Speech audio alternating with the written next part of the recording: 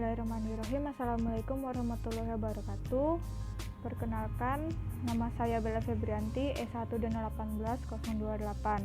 Di sini saya akan menjelaskan tentang analisis faktor-faktor yang mempengaruhi permintaan dan penawaran jagung di Provinsi Sumatera Utara.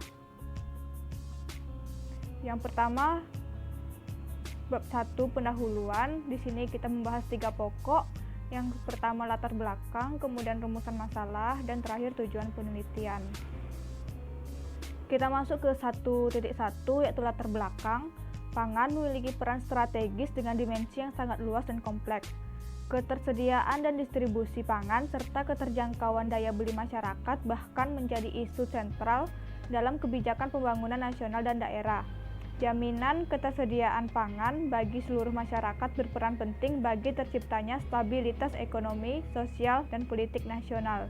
Oleh karena itu, suatu upaya pemenuhan kebutuhan pangan dan penciptaan ketahanan pangan selalu mendapat prioritas dan kebijakan pembangunan nasional. Jagung sebagai komoditi penting dalam perekonomian dunia adalah salah satu tanaman pangan yang memiliki nilai gizi tinggi. Di Indonesia, jagung sebagai bahan pangan adalah sumber karbohidrat kedua setelah beras. Pangan sebagai salah satu kebutuhan dasar manusia sangat berkaitan erat dengan kualitas sumber daya manusia. Dalam pemenuhan kebutuhan pangan, perlu diperhatikan jumlah, mutu, dan gizi keamanannya. Permintaan jagung Indonesia terus meningkat dari tahun ke tahun. Hal ini disebabkan penambahan populasi dan perubahan pola pangan yang sejalan dengan pertumbuhan ekonomi. Perekonomian Indonesia yang sedang berkembang menyebabkan pendapatan per kapita Indonesia juga meningkat setiap tahun. Dampak dari peningkatan pendapatan adalah perubahan pola pangan dari pola pangan karbohidrat tinggi protein rendah menjadi pangan karbohidrat rendah dengan protein tinggi. Hal ini juga mempengaruhi permintaan jagung. Sejalan dengan kebutuhan jagung di Indonesia, kebutuhan jagung di Provinsi Sumatera Utara terus meningkat. Dipicu jumlah industri kecil makanan berbahan baku komoditas tersebut yang bertambah banyak. Permintaan jagung yang terus meningkat tidak sejalan dengan penawaran jagung dalam negeri. Peningkatan permintaan jagung di Indonesia di Provinsi Sumatera Utara seharusnya diikuti dengan peningkatan penawaran. Namun, yang terjadi pada saat jumlah permintaan pada tahun 2013 menurun sebesar 36.708 ton jagung dan jumlah penawaran jagung pada tahun yang sama menurun 164.113 ton jagung. Hal ini menunjukkan terjadinya permasalahan di mana peningkatan permintaan jagung tidak sebanding dengan peningkatan penawaran jagung di Provinsi Sumatera Utara. Kita masuk pembahasan kedua yaitu rumusan masalah. Di sini rumusan masalah yaitu yang pertama, bagaimana pengaruh masing-masing faktor terhadap permintaan jagung di Sumatera Utara. Yang kedua, apakah terdapat masalah heteroskedastisitas pada model analisis. Yang ketiga, apakah terdapat masalah autokorelasi pada model analisis. Kemudian kita masuk ke pembahasan ketiga, yaitu tujuan penelitian. Dari rumusan masalah ini didapatkan tujuan penelitiannya yaitu yang pertama, untuk mengetahui pengaruh masing-masing faktor terhadap permintaan jagung di Sumatera Utara. Kedua, untuk mengetahui dan menganalisis masalah heteroskedastisitas pada model analisis. Yang ketiga, untuk mengetahui dan menganalisis masalah autokorelasi pada model analisis. Kita masuk ke bab 2 yaitu metode penelitian. Di sini ada 2 pokok utama, yang pertama jenis dan sumber data, dan yang kedua yaitu spesifikasi model. Kita masuk 2.1 yaitu jenis dan sumber data. Jenis data yang digunakan dalam penelitian ini adalah jenis data time series. Data ini meliputi data dari tahun 2000 sampai 2008. Sumber data yang saya gunakan adalah data yang diperoleh atau dikumpulkan oleh orang yang melakukan penelitian dari sumber yang telah ada. Data ini diambil dari skripsi yang berjudul Analisis Faktor-Faktor yang Mempengaruhi Permintaan dan Penawaran Jagung di Provinsi Sumatera Utara. Skripsi ini disusun oleh Wahyunita Sitinja. Kemudian 2.2 spesifikasi model. Model yang digunakan adalah model dengan variabel beda skala atau Laguerre variable. Kemudian yang kedua persamaannya yaitu KD sama dengan beta 0 tambah beta 1 HJ ditambah beta 2 HK min 1 ditambah beta 3 JP ditambah beta 4 PK ditambah beta 5 LP ditambah E. Atau dalam bentuk log adalah sebagai berikut. Ln KD sama dengan beta 0 ditambah beta 1 ln HJT ditambah beta 2 ln HKT min 1 ditambah beta 3 ln JPT ditambah beta 4 ln PKT ditambah beta 5 ln PT LPT ditambah ET.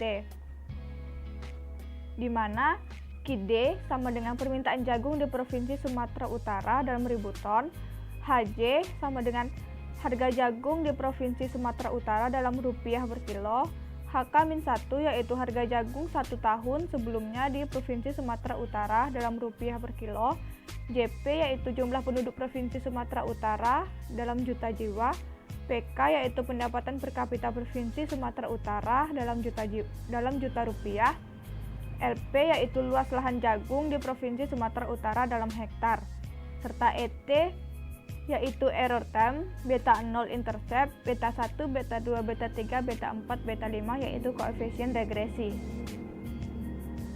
Kita masuk ke bab 3 yaitu hasil dan pembahasan, di mana di sini terdapat 3 pokok pembahasan, yaitu yang pertama pengaruh masing-masing variabel independen terhadap variabel dependen, kedua uji heteroskedastisitas, yang ketiga yaitu uji autokorelasi. Kita masuk pembahasan yang pertama yaitu pengaruh variabel independen terhadap dependen.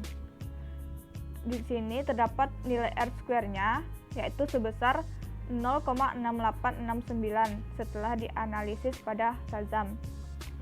Yang berarti berdasarkan data di atas, nilai R-square menunjukkan bahwa variabel bebas mampu mempengaruhi variabel terikat sebesar 68,69% dan 31,31% sisanya yaitu dipengaruhi oleh variabel yang tidak dimasukkan ke dalam model. Ketentuannya yaitu jika p-value lebih kurang atau sama dengan dari alfa 0,05 maka tolak H0 terima H1 yang berarti berpengaruh. Jika p-value lebih besar dari alfa yaitu 0,05 maka terima H0 dan tolak H1 yaitu tidak berpengaruh. Nah, di sini ada hasil p-value dari hasil analisis Shazam yaitu HJ atau harga jagung sebesar 0,040, HK yaitu harga jagung tahun sebelumnya 0,988, JP jumlah penduduk yaitu 0,124, PK pendapatan per kapita yaitu 0,036 dan AN atau luas lahan yaitu 0,499. Sehingga didapatkan analisisnya yaitu yang pertama dari tabel sebelumnya dapat diketahui bahwa variabel harga jagung memperoleh p-value sebesar 0,04 dengan alfa sebesar 0,05 dapat disimpulkan bahwa p-value kurang dari alfa maka H0 ditolak dan H1 diterima yang berarti variabel harga jagung berpengaruh terhadap permintaan jagung di Sumatera Utara. Yang kedua yaitu variabel harga jagung tahun sebelumnya memperoleh p-value sebesar 0,988 dengan alfa sebesar 0,05 dapat disimpulkan bahwa p-value lebih besar dari alfa maka H0 diterima dan H1 ditolak yang berarti variabel harga jagung tahun sebelumnya tidak berpengaruh terhadap permintaan jagung di Sumatera Utara. Yang ketiga, dari tabel sebelumnya dapat diketahui bahwa variabel jumlah penduduk memperoleh p-value sebesar 0,124 dan dengan alfa sebesar 0,05 dapat disimpulkan bahwa p-value lebih besar dari alfa. Maka H0 diterima dan H1 ditolak, yang berarti variabel jumlah penduduk tidak berpengaruh terhadap permintaan jagung di Sumatera Utara. Kemudian yang ketiga, dari tabel sebelumnya dapat diketahui bahwa variabel pendapatan per kapita memperoleh p-value sebesar 0,036 dengan alfa sebesar 0,05 dapat disimpulkan bahwa p-value lebih kecil dari alfa. Maka H0 ditolak dan H1 diterima, yang berarti variabel pendapatan per kapita berpengaruh terhadap permintaan jagung di Sumatera Utara. Kemudian yang terakhir, dari tabel sebelumnya dapat diketahui bahwa variabel luas lahan memperoleh p-value sebesar 0,499 dengan alfa sebesar 0,05. Dapat disimpulkan bahwa p-value lebih besar dari alfa, maka H0 diterima dan H1 ditolak, yang berarti variabel luas lahan tidak berpengaruh terhadap permintaan jagung di Sumatera Utara. Kita masuk pembahasan yang kedua, yaitu 3.2, uji heteroskedastisitas. Heteroskedastisitas adalah masalah yang terjadi karena sebaran variabel dari kesalahan pengganggunya sama. Di sini ketentuannya yaitu jika p-value kurang dari alfa 0,05 maka tolak H0 dan terima H1, yang berarti tidak ada masalah heteroskedastisitas. Kemudian yang kedua, jika p-value lebih besar dari 0,05 maka terima H0 dan tolak H1, yang berarti ada masalah skedastisitas. Di sini dapat dilihat bahwa hasil analisis dari heteroskedastisitas melalui SAZAM. Dari hasil uji heteroskedastisitas didapatkan nilai p-value yang lebih kecil dari nilai alfa, yaitu 0,04104, 0,04137, dan 0,04072. Hal ini dapat diartikan bahwa data yang digunakan tidak terjadi heteroskedastisitas karena p-value yang didapatkan lebih kecil daripada nilai alfa, yaitu 0,05. Kemudian yang kedua, 3.2, uji autokorelasi. Autokorelasi merupakan masalah yang terjadi karena terdapat hubungan korelasi antara kesalahan pengganggu. Uji autokorelasi adalah untuk melihat apakah terjadi korelasi antara suatu periode T dengan periode sebelumnya. Di sini ketentuannya yaitu jika nilai dW atau Durbin-Watson lebih kecil atau kurang dari 2, maka tidak ada autokorelasi pada model analisis, dan juga sebaliknya. Di sini setelah dianalisis melalui SAZAM dapat diketahui bahwa Durbin-Watson didapatkan sebesar 1,4414. Berdasarkan data di atas, nilai dW yang diperoleh yakni 1,4414, yang berarti nilai ini lebih kecil dari 2, maka tidak terjadi autokorelasi pada model yang digunakan. Kemudian kita masuk ke bab terakhir, yaitu bab 4, kesimpulan dan saran. Di sini terdapat dua pembahasan, yaitu yang pertama kesimpulan dan yang kedua yaitu saran.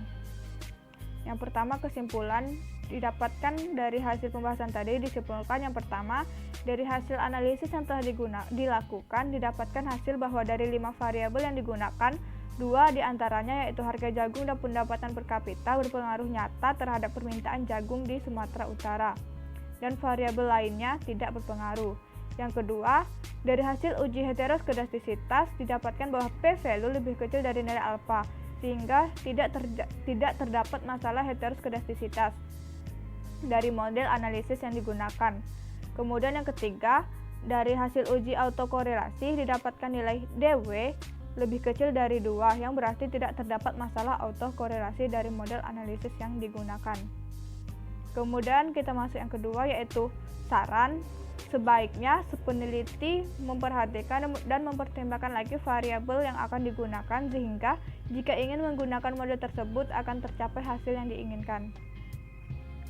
Baiklah, sekian dari saya. Apabila ada yang salah, saya mohon maaf. Saya akhiri. Wabillahi taufiq wal hidayah. Wassalamualaikum warahmatullahi wabarakatuh.